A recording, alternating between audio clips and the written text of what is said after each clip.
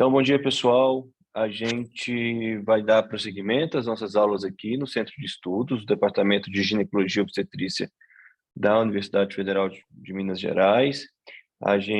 Hoje é dia 26/5 de 2023 e hoje a gente tem a honra de ter aqui para a nossa aula o Dr. Conrado Coutinho. Eu vou fazer as apresentações, né? O Dr. Conrado Coutinho, ele é médico assistente do Departamento de Ginecologia e Obstetrícia do HC, da Faculdade de Medicina de Ribeirão Preto, mestrado e doutorado pela Faculdade de Medicina da USP de Ribeirão Preto e pós-doutorado em Medicina Fetal pela St. George's University of London. E para moderar essa apresentação, essa aula, nós temos aqui, mais uma vez, obrigado pelo aceite, Dr. Mário Dias Correia, professor associado do Departamento de Ginecologia e Obstetrícia da UFMG, médico do Corpo Clínico do Hospital das Clínicas da UFMG e membro fundador da Rede Brasileira de Estudos sobre Hipertensão na Gravidez. Doutor Conrado, fique à vontade para iniciar a sua aula e depois o professor Mário faz as considerações. Bom, vocês me escutam? Eu queria agradecer, muito obrigado. Perfeito. Eu queria agradecer bastante, mais uma vez, né, o convite. Para mim é um prazer e uma honra muito grande estar aqui com vocês pela segunda vez nessa reunião da UFMG, do Centro de Estudos. E, bom, eu digo que é um prazer e uma honra porque eu sou mineiro, né? Alguns dirão que natural de Juiz de Fora não é mineiro, mas isso é mito. Eu sou mineiro com muito orgulho e é um grande prazer estar aqui com vocês para falar sobre um dos temas que tem mais, né, me apaixonado estudar hoje em dia, que é o espectro do acretismo placentário. E como é um tema muito amplo, hoje a gente vai optar por abordar dois aspectos do acretismo placentário: a fisiopatologia e o rastreamento, né, passando por alguns aspectos introdutórios iniciais. Então vamos começar essa apresentação conversando um pouquinho, tentando definir o que seria o espectro do acretismo placentário. E dizem, então, que imagens valem mais do que 1000 palavras, né? Eu trago aqui algumas imagens, mostrando, então, ultrassonograficamente, como que se apresenta, né, esse espectro do acretismo placentário, e a gente observa, então, alguns sinais, como o espessamento da placenta, a perda da zona hipoecogênica retroplacentária e o afilamento miometrial, essa interrupção da transição entre a placenta, o miométrio e a bexiga, presença de lacunas vasculares, hipervascularização retroplacentária. Esse não é o objetivo da aula de hoje, mas é muito o método de escolha para se avaliar esse tipo de problema durante o pré-natal é a ultrassonografia. Também podemos lançar mão da ressonância nuclear magnética, entretanto, precisamos de ter profissionais também capacitados para a observação desse tipo de problema com a ressonância, né? Se por acaso a gente tiver a infelicidade de ter um diagnóstico inesperado durante a cesariana, o que vai acontecer vai ser isso aqui: a gente vai abrir a paciente e vamos observar a placenta por transparência, né, uma área de grande deiscência com hipervascularização muitas vezes, e esse aqui é o aspecto anatomopatológico ou histopatológico grosseiro final de um caso que evoluiu para a esterectomia. Lembrando que isso hoje tem acontecido em até 1% das gestações ou 1 para 590 gravidezes. Por outro lado, a gente tem um outro conceito que é bastante importante e recente, que é o da gestação em cicatriz de cesárea. O que seria gestação em cicatriz de cesárea? O próprio nome já disse, uma implantação de um saco gestacional que acontece sobre ou dentro de uma cicatriz de cesariana prévia, como pode ser observado aqui, com um fundo do útero livre, né?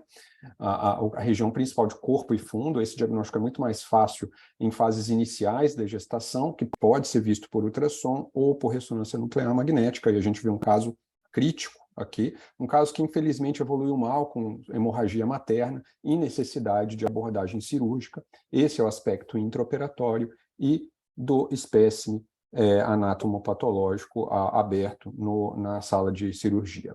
Observem os senhores que aqui a gente observa uma prevalência bastante mais baixa, né, do que o acretismo placentário, 0,5% ou 1 para cada 2.000 gravidezes, algo 4 vezes mais difícil de observar do que um acretismo. Mas será que isso é verdade? Hoje, Sabemos que a gestação em cicatriz de cesárea, na verdade, ela é um antecessor, em muitos dos casos, do espectro do acretismo placentário. Essa relação entre uma e outra condição, ela foi já aventada desde o início da década de 2010, mostrando, então, essa publicação que a gestação em cicatriz de cesárea seria um precursor, realmente, do acretismo. E o grupo do professor Ilan Teimur-Treat demonstrou muito, né, belamente, que quando você cega o anatomopatologista para espécimes de gestação em cicatriz de cesárea ou para do espectro do acretismo placentário do segundo trimestre, isso é histopatologicamente indistinguível, de forma que hoje sabemos, e muitas publicações já a respeito do segmento do manejo expectante de algumas gestações em cicatriz de cesárea, a gente sabe que um número dessas gestações em cicatriz de cesárea evoluirão no terceiro trimestre para espectro do acretismo placentário. Portanto, aquelas prevalências que eu apresentei inicialmente, elas não parecem ser reais. Na verdade, a gestação em cicatriz cesárea deveria ser mais frequente do que o acretismo placentário. O problema está no rastreamento e no diagnóstico. A gente não está vendo de forma adequada essas condições no primeiro trimestre da gravidez. E se a gente já não tivesse, né, preocupado com isso, por que, né, eu vou elencar alguns motivos de por que a gente deveria estar preocupado com essas condições. E o motivo principal é que sangra, e sangra muito, né? Uma gestação em cicatriz de cesárea interrompida aí por volta de 20 semanas de gestação, né, ou por volta aí do meio da gestação, a gente vai ter fluxo sanguíneo chegando a esse útero de por volta de 500 ml por minuto, principalmente pela artéria uterina, mas também por várias colaterais que podem se formar. Ao passo que, ao fim da gravidez, né, se a gente for resolver uma gestação dessa próximo de 40 semanas, a gente vai ter quase 1 litro de sangue passando por minuto naquele útero, levando à possibilidade de exsanguinarmos uma paciente que não tem os cuidados cirúrgicos adequados em poucos minutos, né, caso estejamos frente a um sangramento não controlado. Bom, se a gente não está preocupado já suficientemente com esses dados apresentados, a gente tem que se preocupar principalmente no Brasil, porque a gente sabe que, como o próprio nome diz, gestação em cicatriz de cesárea e espectro do acretismo placentário decorre da realização de cesarianas. E vejam que lá nos anos 50, nos Estados Unidos, quando a prevalência ou a taxa de cesariana era inferior a 5%, o acretismo era extremamente raro, 1 para 30 mil casos. Ao passo que, com o aumento das taxas de cesárea, essas taxas vêm aumentando, e hoje, em a situação mais recente, né, nos últimos 4 anos, onde nós temos, então, taxas de cesárea que se aproximam ou superam 50% em alguns países, como o Brasil, essas taxas ficam aí por volta de 1 para 500 a 600 gestações, tá? Em média. E vejam que há mais um motivo para preocupação, né? A OMS publicou esse artigo recentemente demonstrando que a taxa de cesárea tende a aumentar em todas as regiões globais ao longo dos próximos anos, até 2030. E vejam que aquele grupo de países que descola dessa tendência para mais são justamente os países menos desenvolvidos, e nós nos encaixamos nessa situação aqui. No Brasil, a gente, infelizmente, faz mais cesáreas do que parto normais, né? E isso desde 2009. Esse artigo aqui, essa capa de jornal da Folha de São Paulo de 2011, demonstra essa inversão de taxas de parto de cesárea por partos normais, ao passo, e isso vem aumentando ao longo dos anos, ao passo que hoje, no Brasil, nós fazemos 57% de cesáreas para resolvermos todas as gestações realizadas, de todas as grávidas, de todas as mulheres que se encontram grávidas no nosso país. Esse é o dado mais recente que nós temos e, infelizmente, nos leva a pensar que a gente vai ver mais e mais casos de acretismo placentário. Então, vamos fazer uma continha de papel de jornal aí. Se você for um obstetra menos ativo, fizer aí por volta de umas 5 cesarianas por mês, a sua probabilidade de ver um caso de acretismo é 1 a cada 10 anos, né, com as taxas atuais. Mas se, por outro lado, você for um pouco mais ativo e fizer por volta de 10 cesarianas por mês, a sua probabilidade de ver um caso de acretismo vai acontecer a cada 5 anos. Se a nossa vida produtiva aí é de mais ou menos 40 anos, isso significa que você vai ver aí por volta de uns 8 a 10 casos na sua vida, nas taxas atuais. Então, você pode ser bastante competente, você pode ter sorte, mas uma vez ou outra, você vai se deparar com uma situação potencialmente grave de acretismo placentário. Mas aí nós temos entre nós os ultrassonografistas, que vão falar, ó, desse problema eu estou livre, né? Porque eu não faço cesárea, mas eu faço ultrassom. Bom, então vamos lá. Segunda-feira, 8h30 da manhã. Você vai ver uma paciente paramorfológico de segundo trimestre, você vai fazer aquele exame de altíssima qualidade que você tem o hábito de fazer, mostrando o baby face, mostrando o sexo, avaliando todos os cortes anatômicos cerebrais e cardiovasculares. Mas na hora de preencher o seu laudo, né, você preenche tudo bonitinho, quando você chega nessa localização placentária aqui, você percebe que você não deu a atenção devida aonde estava a placenta, né? Então, nesse momento, você está lá com o seu consultório cheio de gestantes esperando, né? Você tem que resistir à tentação, né? Mas tem que ser mais resiliente de Jesus Cristo no deserto e resistir à tentação de voltar na máquina, olhar as imagens e olhar aquela placentinha que parecia anterior lá, e laudar, tacar lá no laudo uma placenta anterior alta, escrever que a gestação não tem intercorrência nenhuma e assinar esse documento. Porque o que vai acontecer no segmento daquela gestação 10 semanas depois é que alguém vai fazer um parto ou uma cesárea dessa paciente e vai ver isso aqui. Porque aquelas imagens que eu mostrei para os senhores são justamente dessa paciente aqui. Então, é muito importante que a gente não dê atenção apenas para o bebê nas ultrassonografias obstétricas, mas também para o útero e para a placenta, tá? Então, essa é a minha campanha atual, o Mind the Placenta. A gente não pode deixar de observar sinais, né, de localização da placenta, fatores de risco, porque a gente, se tivéssemos prestado bastante atenção, nós teríamos visto estes sinais, tá? Que são preditivos do espectro do acretismo placentário. Afilamento miometrial, perda da zona hipoecogênica retroplacentária, a localização placentária anterior baixa, a presença de lacunas com vasos de alta velocidade nutrizes, a presença do bulging, né, ou do abaulamento retrovesical e a presença das lacunas placentárias.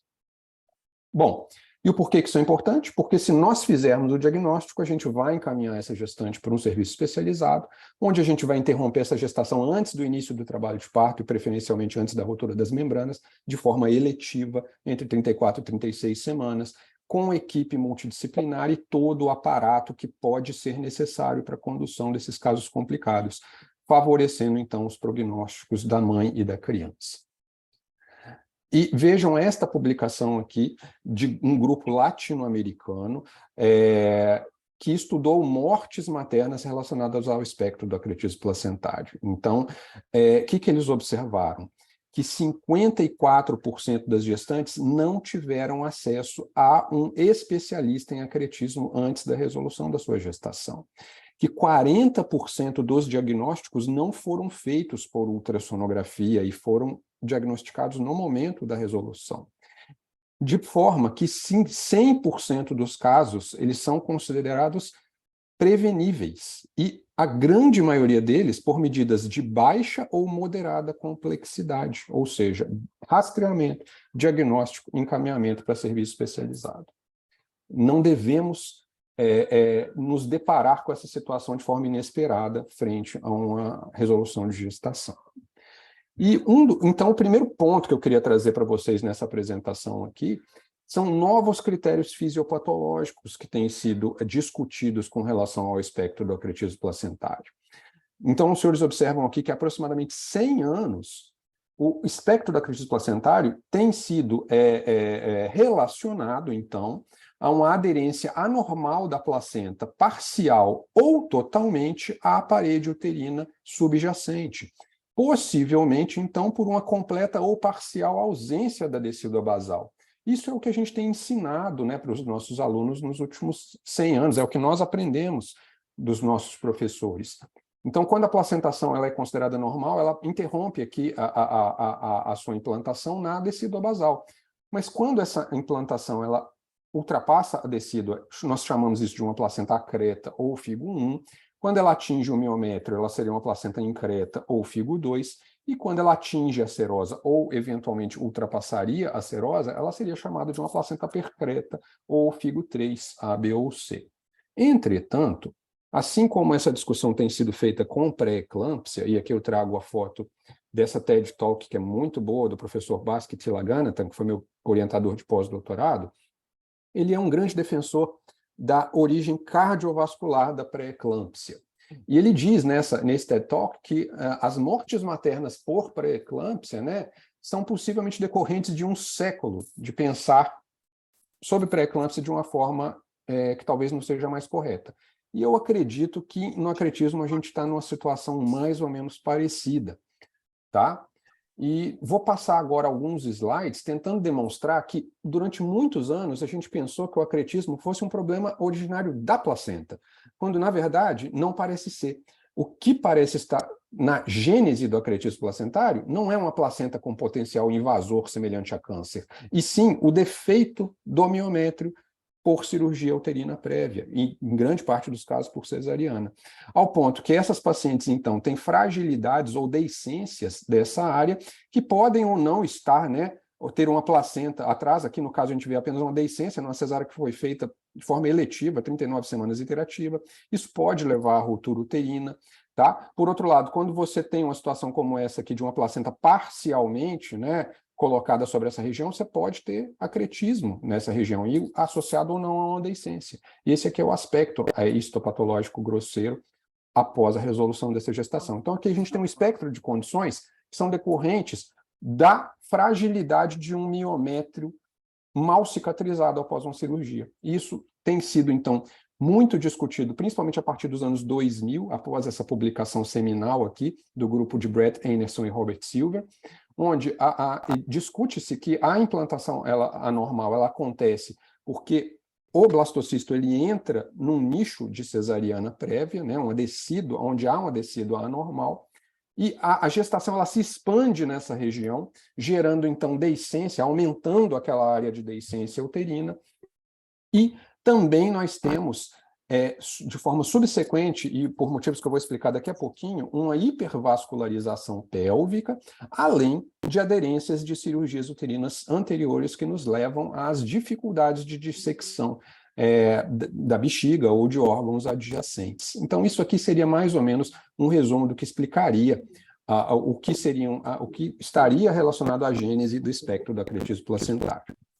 E outras publicações que nos levam a pensar que aquela questão da invasividade similar a câncer não existe, é que o tal do percretismo invasivo, ou seja, a placenta que invade a bexiga, que invade o paramétrio, que invade reto ou outros órgãos, isso, na verdade, quando você vai observar bem os casos, provavelmente não existe, ou, se existir, seriam situações extremamente raras. Foi o que o grupo do professor Eric Janiot foi fazer e tem feito nos últimos anos. Vejam que nesse estudo prospectivo, com 100 casos lá no Egito, eles foram em busca das placentas percretas.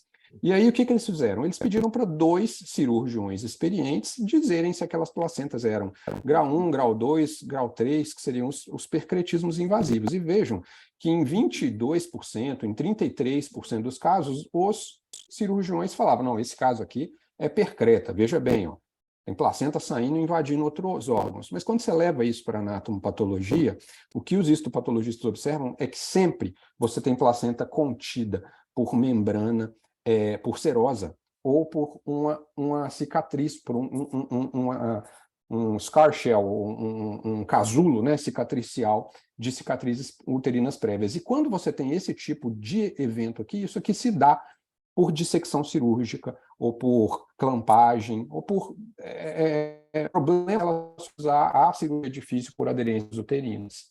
E o grupo do Robert Silver e do Brett Anderson foram também prospectivamente observar os próximos casos. E aí, nos próximos 35, 36 casos que eles tiveram, eles fizeram a avaliação intraoperatória e fizeram uma ultrassonografia do útero explantado. E o que eles observaram? Nunca se observou dano, né, ou percretismo nas cirurgias observadas. Quando você tinha esse aspecto que eu mostrei no slide anterior aqui, isso se deu decorrente da clampagem, ou da dissecção, ou da aderência cirúrgica que dificultou. E eles observaram, então, que todos os casos de acretismo, mesmo aqueles onde você teve que tirar uma parte da bexiga, vejam esse exemplo aqui, que saiu aqui um tampo da bexiga junto com o útero, você sempre tem membrana serosa envolvendo aquela parte deiscente e acreta, né? E quando você tem esse tipo de lesão, o aspecto ele é muito diferente, o córneo fica todo frondoso, né? E em todos os casos isso foi relacionado à manipulação cirúrgica e aderências prévias. De forma, então, que eles concluem que o acretismo ele não exibe um padrão invasivo de crescimento e, na verdade, seria o afilamento miometrial que geralmente ocorre por causa daquelas forças que empurram, fazem com que a placenta cresça e distendam aquela uterina, aquela cicatriz uterina. Seria a deiscência da cicatriz uterina o padrão central e mais importante do desenvolvimento do acretismo. E isso seria a regra e não a exceção naqueles casos de acretismo de segmento uterino inferior anterior. Que doença adesiva, não invasão placentária, seria o principal fator relacionado à inabilidade de dissecar uma bexiga do útero no acretismo, por exemplo, e que o acretismo não invade além da serosa, tá? Que seria uma dissecção cirúrgica complexa da doença adesiva ou talvez a rotura uterina que criam defeitos que aos olhos do patologista podem parecer como uma invasão placentária. Então, imagine que nós somos esse blastocisto feliz acabando de entrar aqui no útero pelo ósteo tubário, né? E tudo que a gente gostaria que acontecesse fosse encontrar uma decídua saudável como essa. Porque se a gente implantasse aqui, após 9 meses, possivelmente nós teríamos uma dequitação suave, sem grandes dificuldades. Por outro lado, se o nosso blastocisto encontra uma decídua com falhas, né? Um útero escarificado por curetagens prévias, ou por infecções prévias, ou por presença de sinéquias, possivelmente essa dequitação será um pouquinho mais difícil, mas ainda talvez possível com uma curagem, com uma curetagem de ser feita. São aqueles casos, né, limítrofes no espectro entre retenção placentária e acretismo placentário. Mas a gente sabe hoje que o acretismo ele vai acontecer de fato quando o blastocisto ele se implantar na profundidade de uma cicatriz mal cicatrizada mesmo, quando há a observação desse nicho. E quanto mais profunda essa implantação, maiores os problemas que virão para a dequitação futura. E vejam os senhores, então, o que seria essa cicatriz? Então, após a realização de qualquer cesariana, olhem que dado assustador, 60% das mulheres podem formar algum tipo de nicho. Alguns mais benignos, outros menos benignos, para implantação anormal, de forma que 25% destas mulheres que são submetidas a pelo menos uma cesariana, elas terão nichos profundos, com miométrio residual menor do que 3 milímetros. E aqui o conceito do que seria um nicho, uma indentação no lugar da cicatriz de cesárea com profundidade de pelo menos 2 milímetros. E os grandes problemas acontecem, então, nestes nichos mais profundos com menos miométrio residual.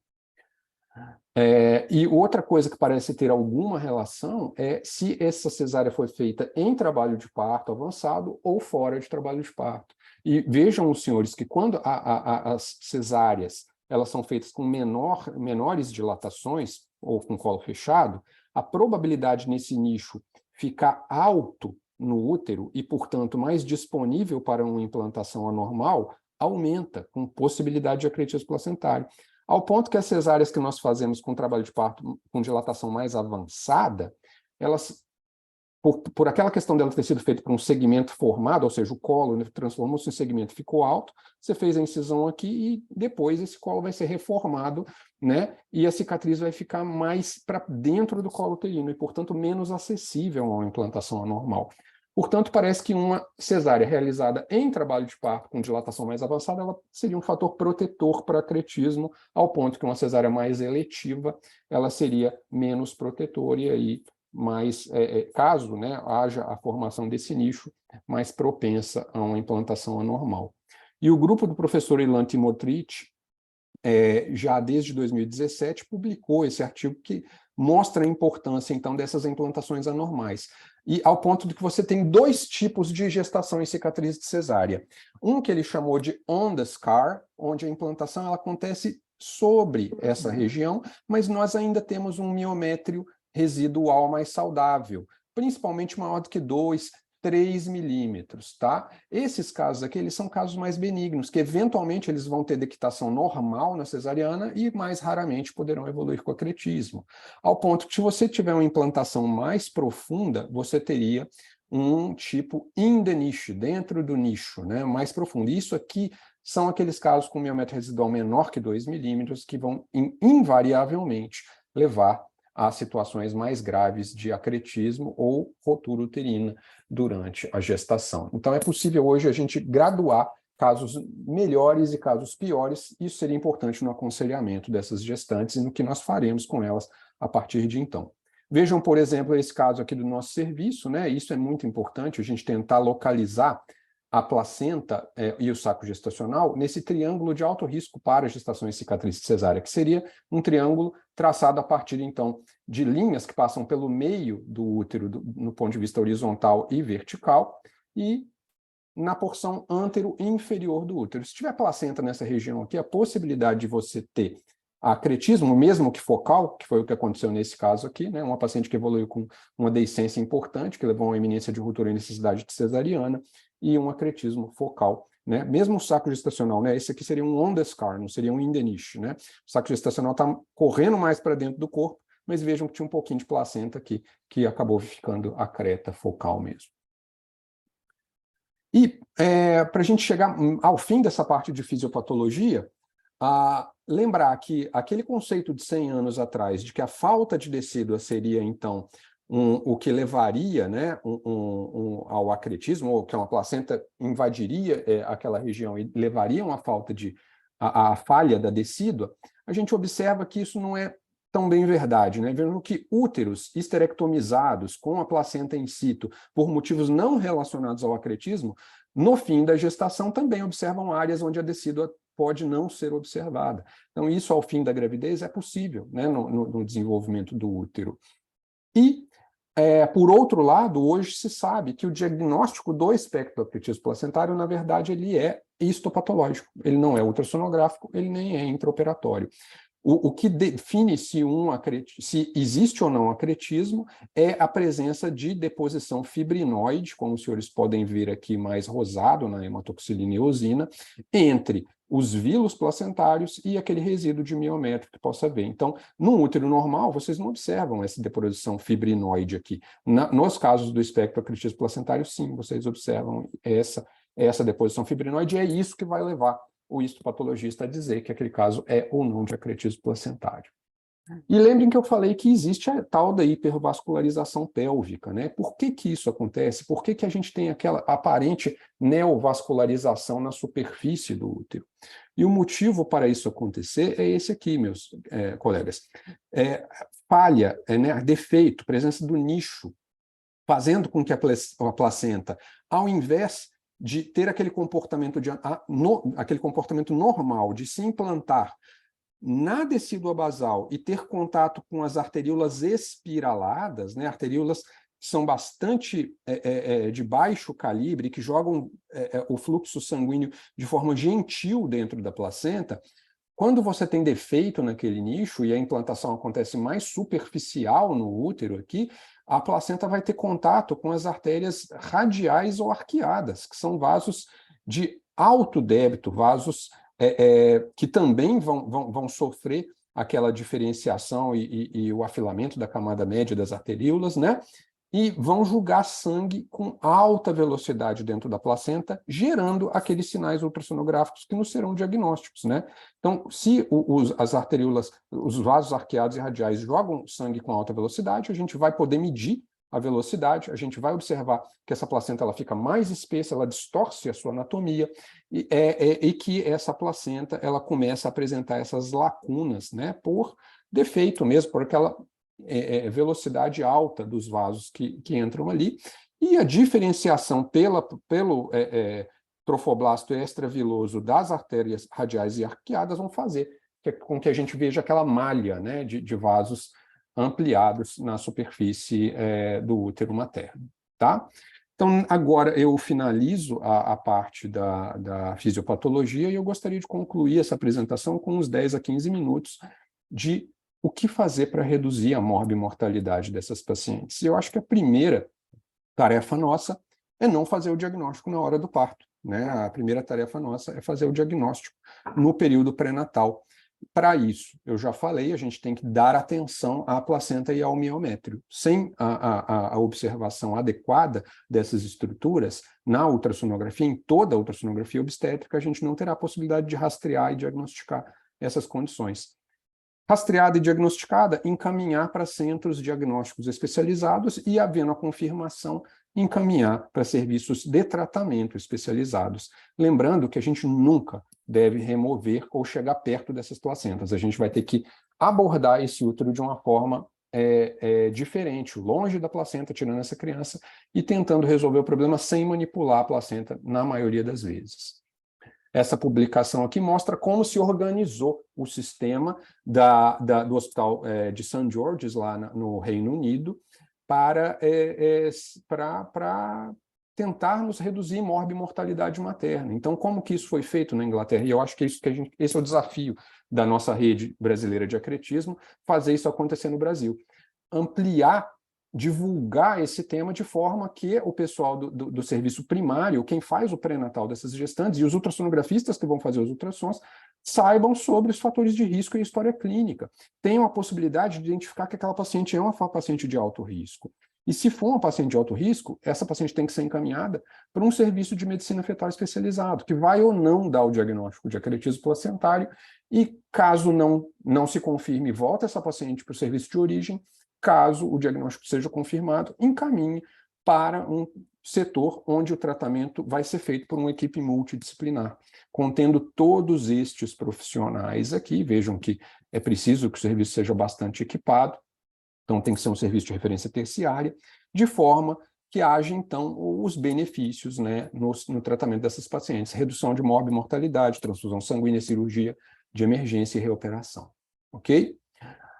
Quando, então, que a gente tem que ligar as antenas para a possibilidade de acretismo? E a literatura, ela é rica e mostrou já inúmeros fatores de riscos para acretismo, mas eu queria combinar com os senhores, que quando a gente leva esses inúmeros fatores de risco já relacionados, associados com a maior prevalência de acretismo, quando a gente leva isso para uma análise multivariada, dois fatores, eles permanecem importantes e individualmente relacionados ao risco de acretismo.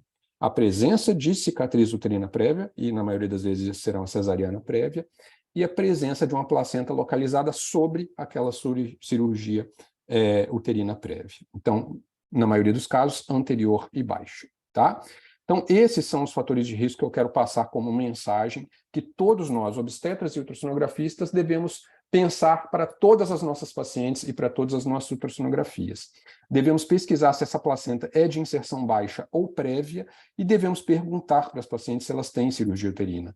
Na maioria dos casos serão cesarianas prévias, mas também poderão ser curetagens ou miomectomias. Vejam que não é exclusividade da cesariana, né, a implantação anormal. Isso pode acontecer, por exemplo, numa paciente que teve uma gestação cornual prévia, ressecada, e na próxima gravidez isso pode acontecer novamente, ou numa paciente que fez uma miomectomia, ou mais raramente que tem um grandes leomiomas submucosos, onde o acretismo também pode acontecer.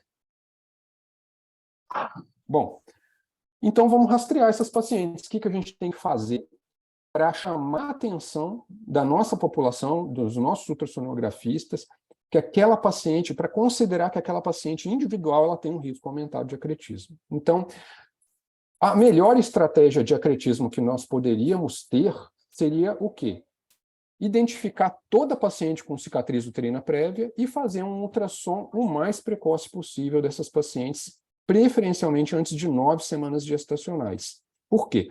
Porque quando a gente diagnostica essa situação antes de 9 semanas gestacionais, primeiro, é mais fácil fazer esse diagnóstico nessa idade gestacional, porque o saco gestacional vai estar implantado dentro da cicatriz, vai ser muito mais fácil para o obstetra ver, porque depois isso vai caminhar para dentro do útero e vai ser mais difícil de você fazer essa relação. E o segundo motivo é porque, vejam como se multiplica o risco em 5 ou 6 vezes de todos os eventos adversos relacionados ao acretismo e ao sangramento. Então, isso aqui seria a melhor estratégia. Isso, por exemplo, está sendo preconizado na Itália. Mulher tem cesárea prévia, ela tem que fazer um ultrassom entre 6 e 9 semanas para descartar espectro do acretismo placentário, gestação e cicatriz de cesárea. É possível fazer isso no Brasil? Bom, eu creio que é bastante difícil, que a gente tenha a possibilidade de fazer um ultrassom entre 6 e 9 semanas, onde muitas das nossas pacientes sequer vão ter diagnóstico de gravidez e acesso à ultrassonografia especializada. Portanto, do ponto de vista de rastreamento, a gente tem duas estratégias que podem ser preconizadas hoje na literatura. Uma estratégia que aborda a paciente no morfológico de primeiro trimestre, entre 11 e 14 semanas, e uma estratégia que aborda essa paciente na época do morfológico de segundo trimestre, entre 18 e 24 semanas, tá bom? São as estratégias da Fetal Medicine Foundation e do St. George's University of London, tá? O que a gente tem que fazer, então, para considerar uma paciente de risco e encaminhar ela para um serviço especializado? No primeiro trimestre, o que o grupo do Kyprios Nicolaides fez foi: observe se a placenta ela é prévia e pergunte se ela tem cesárea prévia. Se isso acontecer, você vai ter que encaminhar essa paciente para o serviço especializado. Qual que é o problema disso? Isso acontece em 6% de todas as gravidezes. Imagine, então, que é um grande volume de pacientes que você vai ter que encaminhar para o serviço especializado para eles verem se aquela paciente tem ou não realmente uma gestação em cicatriz de cesárea ou um espectro do acretismo placentário. Nessa estratégia do St. George's aqui de segundo trimestre, ela é uma estratégia que a gente chama de contingente, ou sequencial. O que você faria? No morfológico de segundo, só te interessa saber se a placenta é baixa ou é prévia. Se ela está nos 2 centímetros mais proximais ao orifício interno cervical. Se ela não estiver, acabou o rastreamento. A grande maioria das pacientes não terá a placenta prévia ou baixa nesse ultrassom e ela tem baixo risco para acretismo. Por outro lado, se ela tiver uma placenta baixa ou prévia no segundo trimestre, a gente vai ter que repetir aquele ultrassom no terceiro, até 34 semanas, tá? E aí sim, se aquela placenta continuar baixa no terceiro trimestre até 34 semanas, você pergunta se ela tem cicatriz uterina prévia. E aí, se ela tiver, e isso vai acontecer apenas em 0,1% de todas as gravidezes, essa paciente seria encaminhada para o serviço especializado. Então vejam, aqui você encaminha 6% para o serviço especializado, e você vai ter, a cada 100 casos encaminhados, um acretismo diagnosticado. No rastreamento sequencial de segundo e terceiro trimestre, você vai encaminhar para o serviço especializado 0,1% das pacientes, e você, a cada 3 casos encaminhados, vai diagnosticar um acretismo placentário. Qual que é a vantagem da estratégia de primeiro trimestre? Você diagnostica gestações em cicatriz de cesárea, e você pode abordar e aconselhar de forma diferenciada aquela paciente. Tá? Não levando aquilo a virar um acretismo. Então, seria bastante desejável que a gente tivesse a possibilidade de fazer isso. Por outro lado, o ponto de vista de relação custo-benefício, eu acho que para o Brasil, a gente tem talvez que pensar nessa estratégia aqui prioritariamente, porque a gente vai realmente encaminhar muito menos pacientes para serviços especializados e a gente vai ter uma taxa de diagnóstico de acretismo muito grande sem perder casos, né? Os casos que você perde, por exemplo, nessa nossa casuística aqui, o único caso que se perdeu foi aquele caso do mioma, que eu mostrei para os senhores anteriormente, mas que você teria outros fatores para diagnosticá-lo. Na verdade, ele foi perdido neste fluxo de rastreamento, mas a gente sabia que era acretismo e ela foi operada, porque sabia-se que tinha aquele grande mioma submucoso e cirurgias uterinas prévias. Então, o que eu queria combinar com os senhores aqui é que é muito importante que toda vez que a gente for fazer ultrassom, né, o ultrassonografista ele pergunte para a paciente, faça para si mesmo e para a paciente 2 perguntas. Primeira, placenta é baixa? E se ela for no segundo trimestre, a gente tem que ver de novo aquela placenta no terceiro trimestre. Continuou baixa? A gente tem que saber se ela tem cesárea prévia ou cirurgia uterina prévia. Se tiver, tem que ser encaminhada para serviço especializado. Tá? Em Ribeirão Preto, a gente faz isso, a gente no sistema público de saúde, toda paciente que tem cesárea prévia e que tem placenta anterior baixa, ela é encaminhada para o nosso ambulatório de sexta-feira à tarde aqui. E esse ambulatório de sexta-feira à tarde, nós fazemos, então, uma triagem ambulatorial.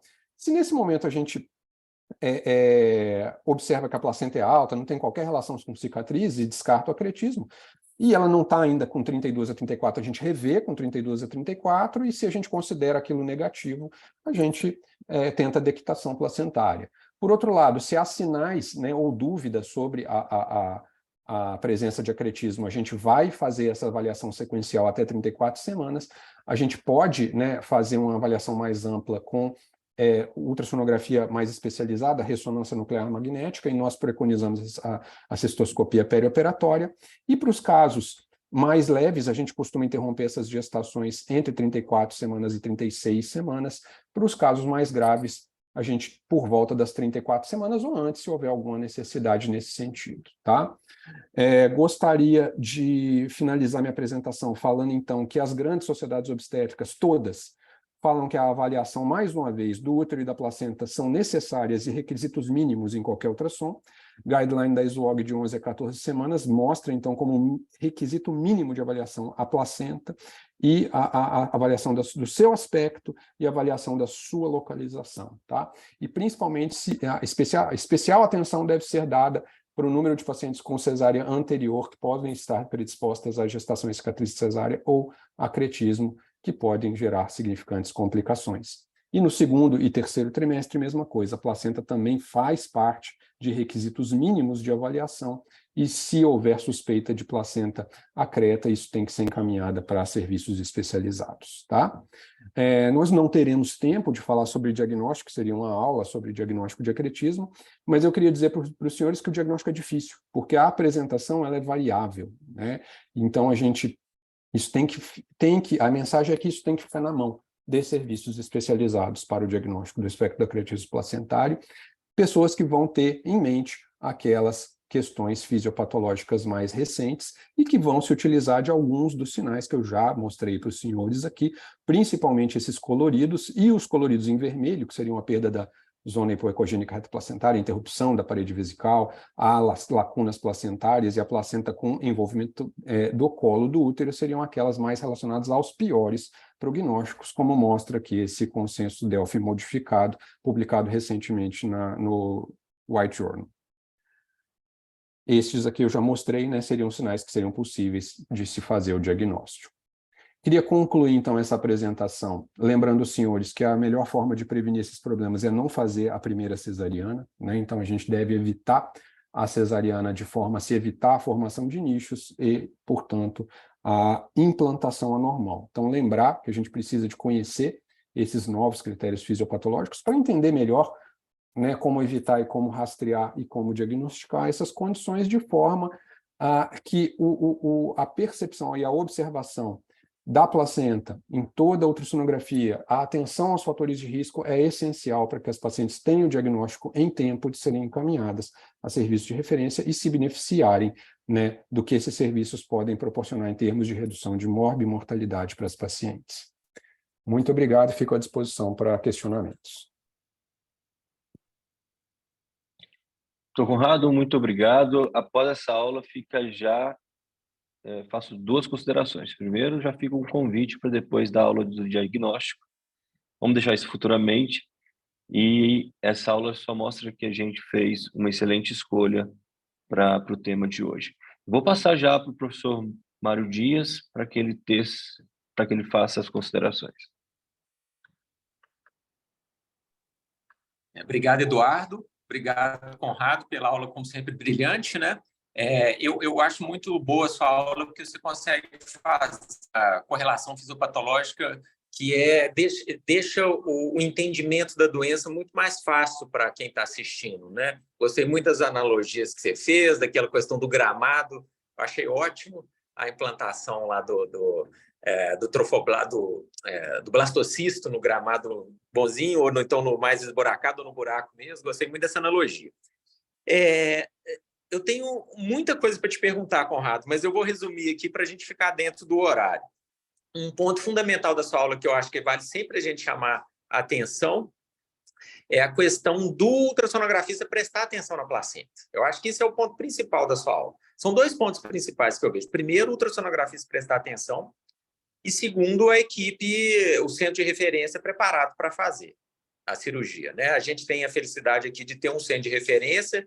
Desde 2019, nós estamos organizando o serviço para lidar com esses casos mais graves. A gente já tentou várias coisas diferentes, mas o que é mais importante que eu vejo é a programação. Se você sabe com antecedência que a paciente tem a placenta acreta e faz a programação cirúrgica de forma adequada, não dá problema, né? O problema é a surpresa, né? Chegar o diagnóstico surpresa no plantão, o plantão está despreparado, às vezes é um obstetra pouco experiente que não está pronto para lidar com aquela situação. E aí tem esse outro lado de, muitas vezes, fechar o útero, seria a conduta mais adequada, com a placenta dentro, e esperar uma equipe mais capacitada. Nós participamos, eu e o Conrado participamos junto com o professor Gabriel também tem atualmente um grupo de estudo nacional, né, sobre acretismo placentário, que é o Gabriel, que é o coordenador, o Conrado sempre faz ótimas participações lá também. Então, é interessante a gente ver que o país está se organizando para cuidar mais desse problema, que é um problema que tem crescido, aí, principalmente em função do nosso aumento do número de cesáreas. O que eu queria especificamente essa questão conceitual de não existir a placenta percreta. E aquelas imagens que a gente vê algumas vezes em aula de ultrassom com invasão de bexiga ou ressonância magnética, como é que você acha que... Será que ela não existe mesmo, ela só é muito rara? O que você acha a respeito disso? Eu acho que em medicina a gente nunca... Obrigado pelas considerações, Mário. É sempre um prazer estar aqui com vocês, tá? Inicialmente, é sempre um prazer falar sobre esse tema que vocês que me conhecem sabem que eu gosto tanto, né? Em medicina a gente nunca pode falar nem sempre nem nunca, né? Eu acho que a consideração que foi feita pelo grupo do Brett Anderson no estudo prospectivo que eles fizeram é que é o que deve imperar. Essa questão da expansão de uma gestação em cicatriz de cesárea, levando aquela deiscência miometrial no segmento uterino anterior, relacionado com má cicatrização de cicatrizes de cesáreas prévias, ela é a regra e não a exceção. Então, exceções podem acontecer. Quando que eu veria a possibilidade de acontecer? Eventualmente você vai ter uma rotura uterina que vai poder levar a uma rotura de parede vesical com extrusão de tecido para dentro de uma bexiga, ou de um paramétrio, ou de um órgão adicional. A gente tem um vídeo no WhatsApp que a gente, acho que a maioria de nós viu, que é de uma gestação que entrou dentro de uma bexiga, né? Que fizeram a excisão de uma gestação ectópica para dentro da bexiga. Aquilo possivelmente porque houve uma fistulização de uma gestação que entrou dentro da bexiga. Então, são casos assim extremamente raros, né? O nosso serviço aqui em Ribeirão Preto, nós já estamos próximos de 120 casos de acretismo operados nos últimos 20 anos. Nós nunca vimos invasão extrauterina, a gente faz cistoscopia de todos os casos. A gente nunca viu uma placenta para dentro de bexiga.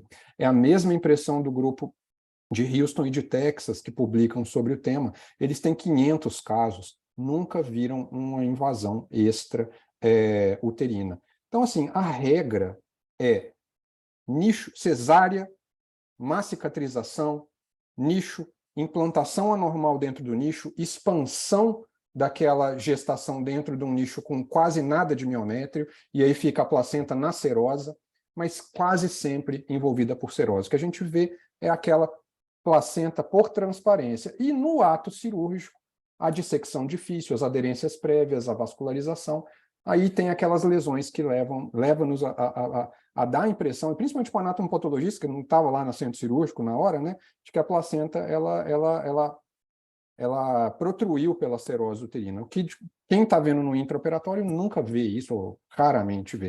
Então, eu não vou falar que isso é impossível, não, mas eu vou falar que eu nunca vi também. E a gente tem um número de casos relevante, e outros serviços com muito mais casos que nós temos também tem essa impressão. É um conceito de 2020 para cá, é um conceito recente. Eu acho que são aquelas mudanças de paradigmas que tem que vir pouco a pouco. Então, vou aproveitar a sua resposta para fazer minha segunda pergunta. Qual que você acha, onde você vê o papel da ressonância nesse acompanhamento? Porque com esses ultrassons tão bons que a gente tem hoje em dia, eu vejo pouco papel para ressonância. O que você acha a respeito da ressonância no acretismo? Eu concordo em gênero, número e grau. Eu vejo pouco papel para ressonância. A gente vê muitos serviços se pautando muito em ressonância magnética, né? Mas eu vou dizer que tanto para ultrassom, a gente tem aquela falsa impressão de que o ultrassom é muito observador dependente, né? E a ressonância não. A ressonância não é nada observador dependente. A gente aprendeu ao longo dos anos que isso é uma grande mentira. Para você ter uma ressonância de boa qualidade, você precisa de ter uma pessoa que estuda, que gosta de placenta, que gosta de acretismo e que seja muito focada naquilo. O bom profissional de ressonância, ele vai fazer bastante diagnóstico pela ressonância, assim como o bom profissional de ultrassonografia, ele vai fazer todos os diagnósticos por ultrassonografia. Quando que eu acho que poderia... Então, no nosso serviço, 100% dos casos são diagnosticados por ultrassonografia. Você fazendo uma ultrassonografia abdominal e complementando por via vaginal, você chega perto do problema, você vê com grandes detalhes do que está acontecendo naquele segmento uterino inferior, que é onde a maioria dos acretismos se assesta. A ressonância, a meu ver, teria papel para os casos em que você não consegue uma boa visualização por ultrassonografia. Eventualmente, uma paciente que tenha leiomioma, que o defeito seja posterior e muito alto, ou que você tem uma dúvida sobre um acometimento mais próximo do paramétrio. Mas, assim, no nosso serviço, a gente fazia ressonância em todos os casos, a correlação era bem ruim, os resultados eram bem ruins da ressonância, porque não temos um profissional dedicado para isso dentro do nosso serviço, e a gente hoje basicamente faz diagnóstico por ultrassonografia, e é o que a maioria dos serviços do mundo faz. Eu concordo com você também, assim, eu acho que a gente também fez durante um período mais ressonância, atualmente a gente faz menos, eu acho principalmente para aquelas placentas posteriores, que é mais difícil de ver, mas também é mais raro o acretismo posterior, né? Ou paciente muito obesa, paciente com alguma dificuldade técnica, mas eu acho também que 99% das vezes o ultrassom possibilita esse diagnóstico, inclusive da extensão da lesão e melhor do que a ressonância.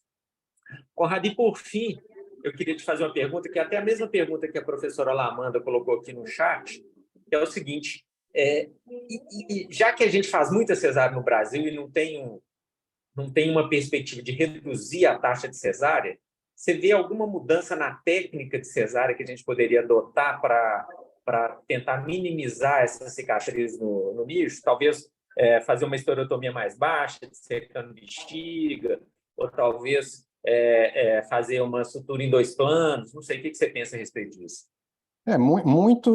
Muito se tem publicado a respeito desse tema e há muitos anos.